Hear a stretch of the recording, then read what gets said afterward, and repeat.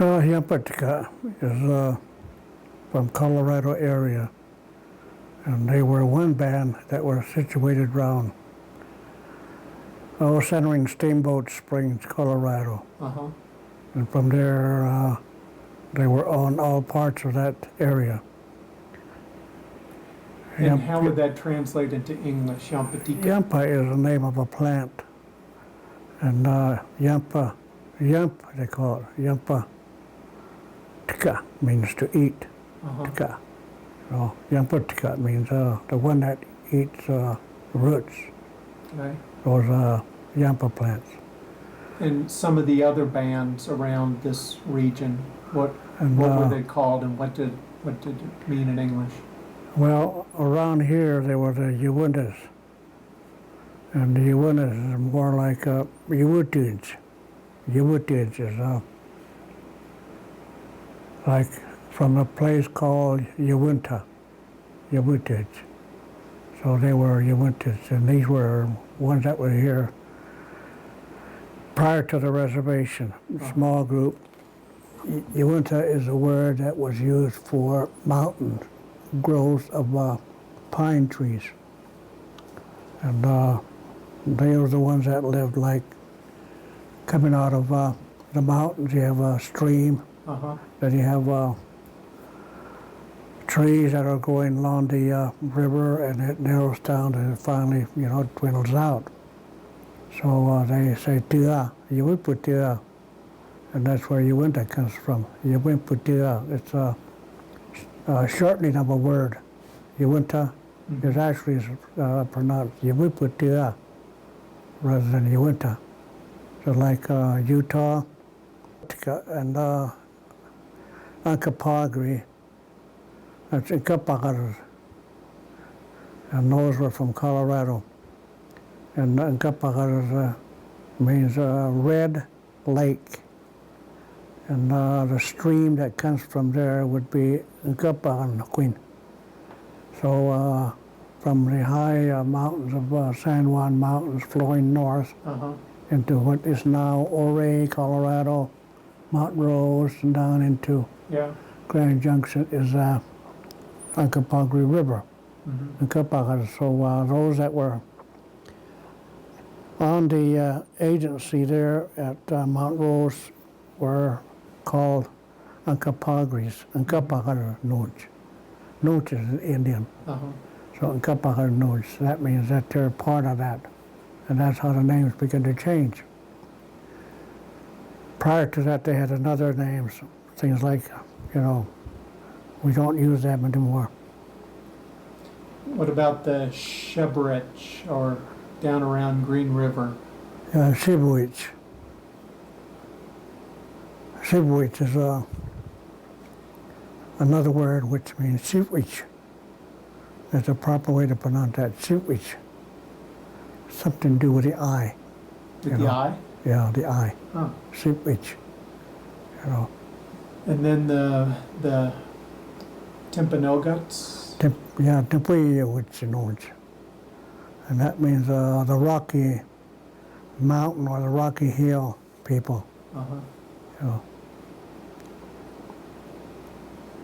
Timpi is a rock. It's a rock. Timpi, which means a mountain that is totally rocks. And what about the Pavant? Pavant was those that live by the water.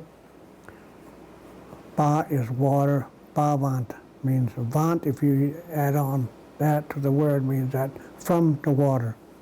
Actually, if you translate that way, but they're talking about people.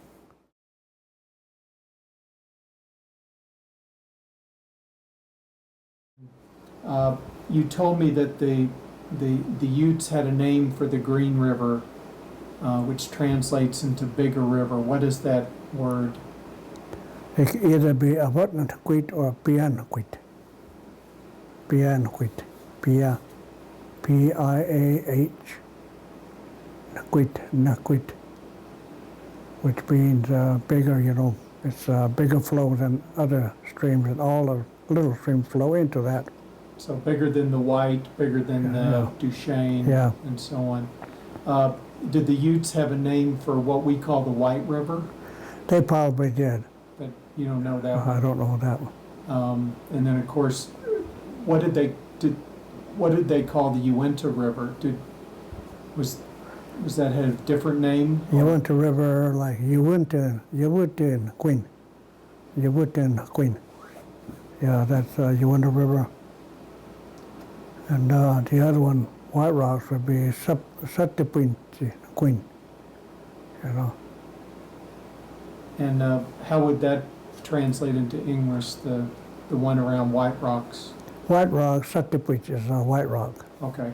So Uintah is really referring to that first description I gave. Okay.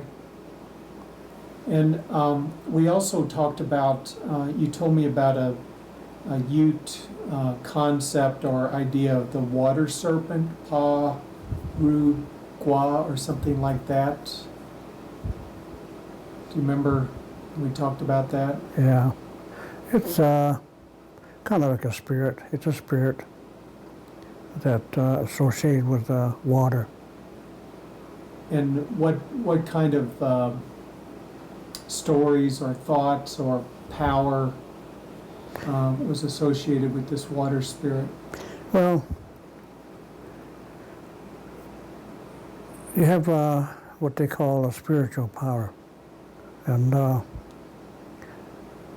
it's almost like describing, in today's language, we say God. Uh-huh. God is a spiritual power. So you associate the spiritual power with spirits of other representations, like from the water. So that becomes, you're almost like a god, Mm-hmm. you know. And it's something that gives them that life. Say, without water, you're not there.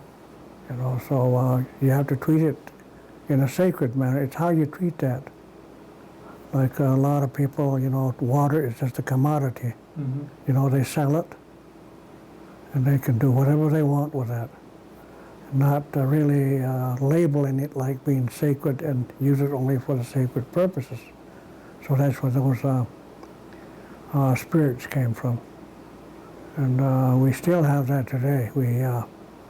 Most of the ceremonial people believe in that. So we, like Sundance is a summer activity which is done in the form of fasting.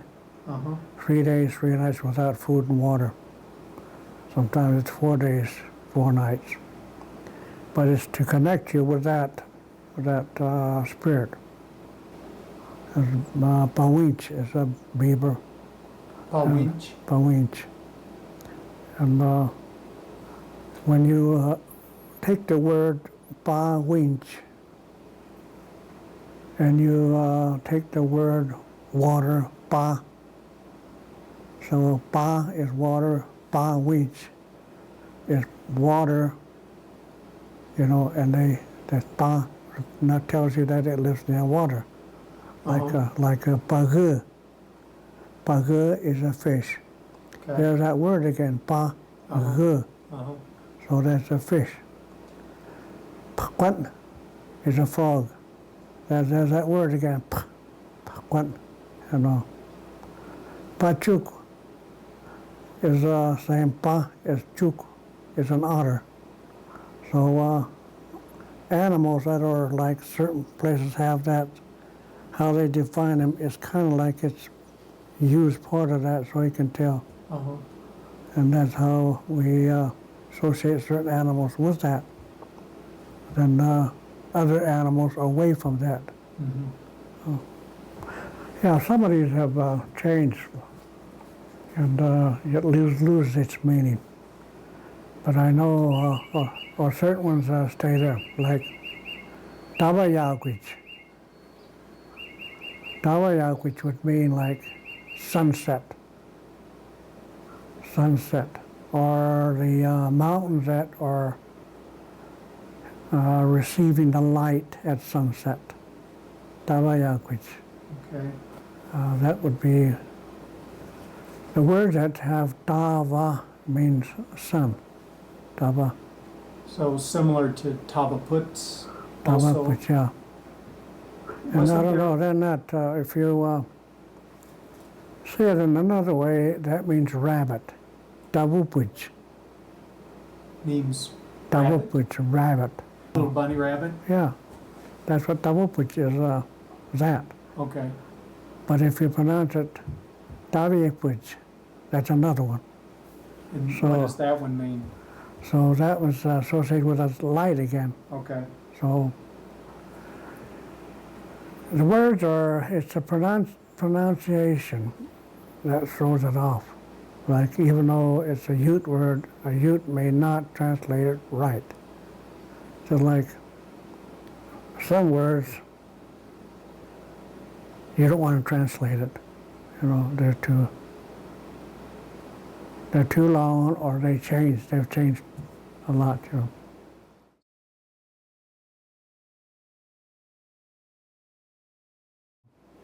So wasn't there also a Ute leader named Tavaputs? I don't know. I've seen a picture, Yeah. the John Wesley Powell pictures, Yeah, and they put the name Tavaputs under him. yeah. I don't know. These writers have tendency to write it the way they hear it. Uh-huh. And sometimes they may not hear it right, but that sticks. Yeah. Well, they had this old man that was up in the foothills here that lived away from the Indians. And he lived in what we are now describe as being a wickiup, Mm-hmm. and even during the winter. But that's where he lived. That's the beginning of the early reservation days, where people were now getting familiar with living in a house. And the people wonder why he lived out there. But the story is connecting to him killing his mother. And he killed his mother, and he took it upon himself that he would punish himself. And that's how come he walked away from everybody. And he lived there. He And, had to live on nature, totally, you know, away from everybody. and he killed her accidentally? Is that Yeah, the story I heard? from what I hear, it was Uh-huh. an accident that happened, but he took the blame. Uh-huh. So he killed his mother. So some people would leave something for him. They know where he lived, Mm-hmm. where he hang out, you know, then they leave maybe meat or something like that. But he was away from them. Kind of like a hermit, you know. Uh-huh. And was he a Timpanogats, or do you know? I don't know, probably was an earlier group of people that lived here, Uintah. Okay.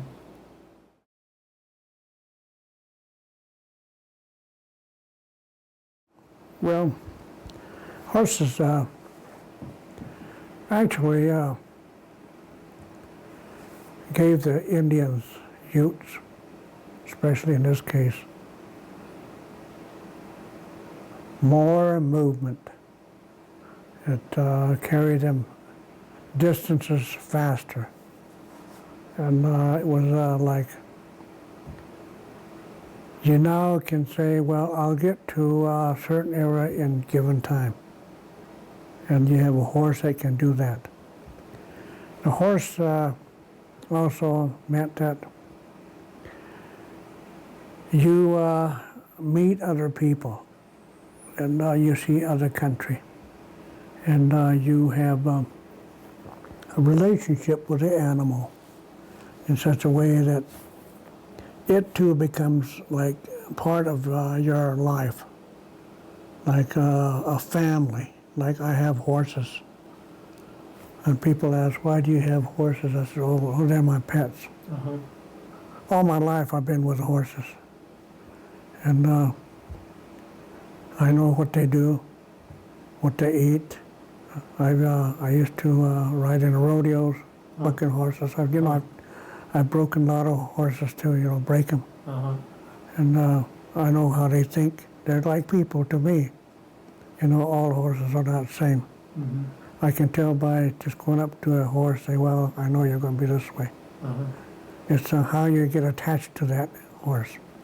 So the horse did certain things to the Indians. So that's why I think a lot of people use that, and they put sacred markers on them, like on war parties or hunting parties, or they tie an eagle feather on it. And that's to kind of like it's mixing it with other things. Mm-hmm. So at times you had to eat it too. Mm-hmm. It became part of your diet. Mm-hmm. If food gets scarce, you eat it. You eat your horse. But some would even use that to become an important instrument in ceremonies. And you take certain things and you connect it to the horse. The horse has a spirit. It knows what you think. And like my dad used to say, never look at a horse in the eye when you're breaking it or doing something. Because the horse can tell by looking in your eye what you're thinking. The communication system of animals are different than us. Mm-hmm. And ours is different. We learn by the senses, and that's what we use them. Whereas the animals have a built-in way of communicating with everything around them. So like, if the horse senses that I'm afraid, it's going to act the same way. It's because they know how to act with that type of a person.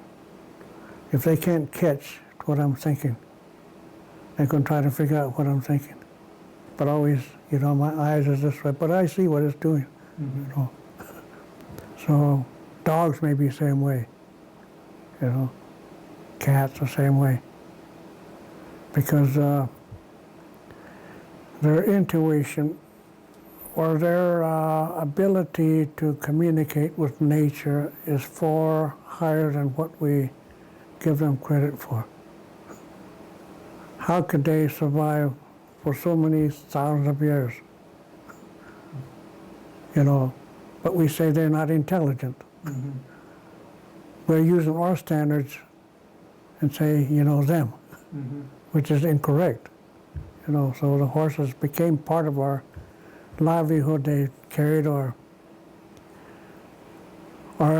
goods, like if we were moving camp, they would take us there. So eventually horses became where they were part of other tribes. And then we could give it away too, like the value of a horse was like if a young man wanted to marry one of my daughters, I would tell that person, give me 10 horses, so they bring 10 horses. It doesn't mean that they buy it. Yeah. It's not a slave trade. Yeah. They like each other. Yeah. But what can make me feel acceptive to that is when somebody gives something to you, say, well, this person's going to be a good man. Mm-hmm. And from what I've seen, the horse is the most common symbol on the rock art panels. And so that would indicate how important they were? I think so. I think it's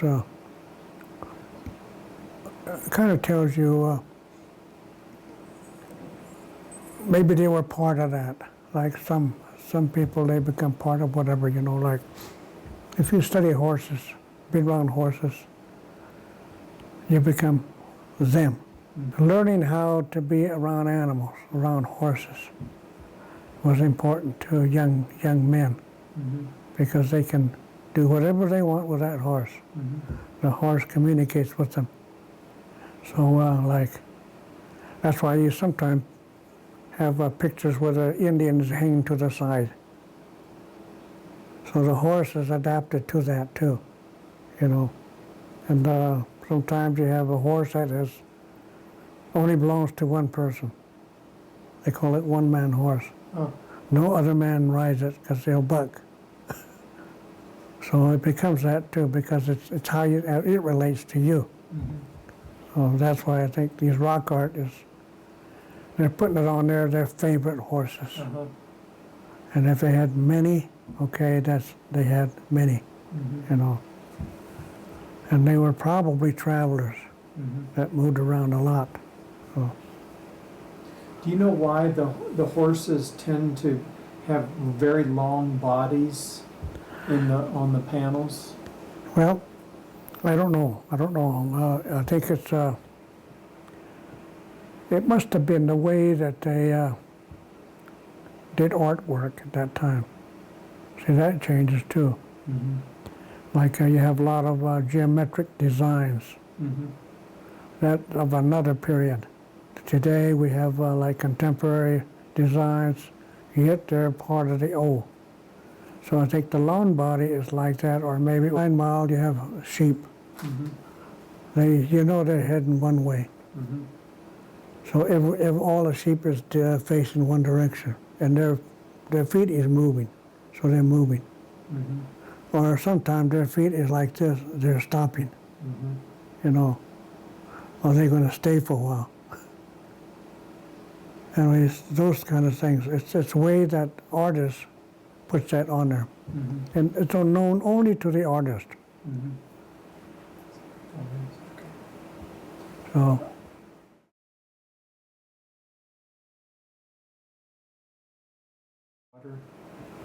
oh, these water jugs. Yeah. Yeah. Well, they have a different kind of saplings, willows that they make them out of, and it's kind of like a weaving, just like regular weaving that you see today. Kind of like spiral and go round and round. And they take their shape. Then they put pine pitch in there. as they Indian grow. pine or different, what kind of pine? Well, from around here you probably get from the pinyon or the pine trees. Get the pine pitch, you melt that into that, and that close out the openings where it becomes waterproof. Like Outside or inside? Yeah, it's inside. That is, then they let it sit and becomes hard. They put their water in there. Those are the water jugs. So how would they spread it around inside? Well, they probably did it as it comes out. You know, they put it in there. Then it goes up again, and then they put it in there, and then all the way to the top. So.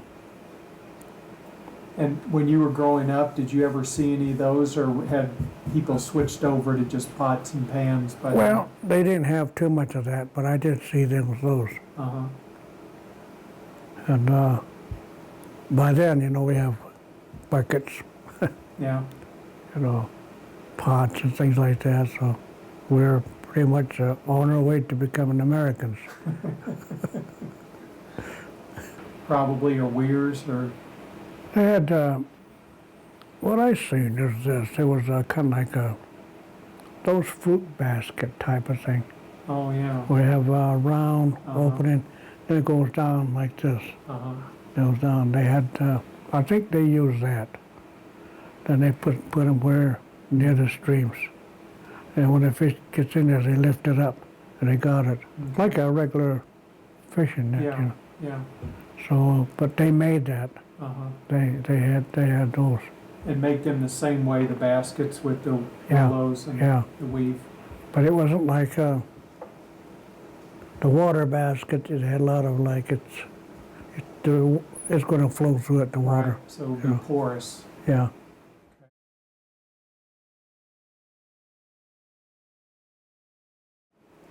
Yeah. I think medicine man, a spiritual person, actually developed themselves to the point where they have certain habits or certain way of living.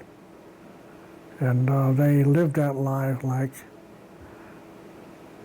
sometimes by the time we talk about the one that really possesses that is the one that stays away from people because they learn how to control that and keep it with them. And really didn't give them that position of being a medicine man or a shaman for the group. But they depend on these people for spiritual guidance. Because some of that would be like for healing.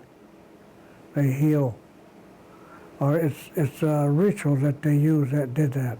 Like you have to live that life to understand this. Like you take a plant, for instance, the way that those people treated plants, if it's a medicine plant, they have to have two bodies to it, the physical body and the spiritual body.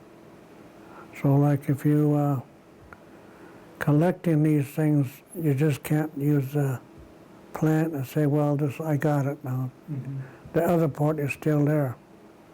So they have to, in their mind, keep it together always. Plant is a plant, but if you separate the spirit from it, it's useless. It won't do anything. And then the people are like all of them, it's a communal thinking pattern. They have to know that it's within that. The man has to show the group that it was part of that. That's why we have rituals where like killing an animal was the same way. Like you have rituals that go with it to keep that spirit in there. So like when I used to go deer, I used to hunt a lot. So like early in the morning, about 4 o'clock, I'm out there and I'm talking to the spirit.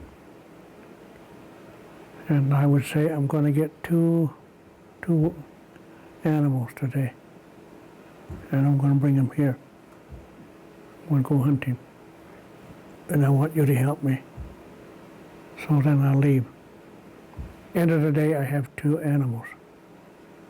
That's what I wanted. I can't go over that. It's what I put into that at the very beginning. You know, hunting is not like, today we have hunting that's a little different, like sportsman type. Everybody goes for a trophy. Right. And that other part is gone. It's just a killing a living thing, destructive type of thing. That's what sportsmen are. They destroy, and but they say it's you have a trophy, you know. But with the other parties, you know, they don't know that they have a different type of thinking that goes into that. So at a certain time, the shaman or those that possess those kind of a thinking pattern were called upon to make a decision for them. So they would, they're invited, and they have to go through a certain ritual before they can get into a regular conversation, you know. Like if you are sick and you want a shaman to work with you, you would come to this house. And instead of giving me a tobacco in a pouch, you would roll it, make a cigarette, and you smoke some, you light it. And then you tell me about yourself and why you came here. And they say, I want you to help me. And then when you get through with that, I would tell you either yes or no. I can't. And it depends on how I feel about what you're saying. Or I would then direct you to another person, say go to him. And then you would go here and do the same thing. Then you would give, if I take that smoke away from you and smoke some of it, that means I have accepted. So I'm going to work with you. So it begins that way. The shaman position is like, they just don't go into any person's life. You know, they got to think it out. So that's how that would work. They really didn't control the movements of small groups or large groups of people, but they were part of them. Like my family, my mother's family, they were kind of like this together, and we select only from within. We don't go to another group over here and say, well, they're going to come over and do this, because we don't know that person. You know, they have to really understand and know this person, you know. So you control everything like that. Communal life is really controlling everything that's within your life, you know. And it made it easier because it in such a way it was like this, Jim. I would know your questions before you ask it. That's communal life. And language is merely to supplement what you think. You know, there's no correct way of talking. It merely supplements how we communicate. Like if you come here, before when you sit down, I know what you're thinking. Then whatever you throw out, then it connects. Then I can answer back. Whereas in today's world, we depend on perfecting language and leave the other one out. The communal knowledge. Yeah, the communal relationship or that receiving it in another way, that is out. So we don't, it's a change of system that has happened. So you have to like understand that today's world works today, and this one will not work there. That's how I look at it, Jim.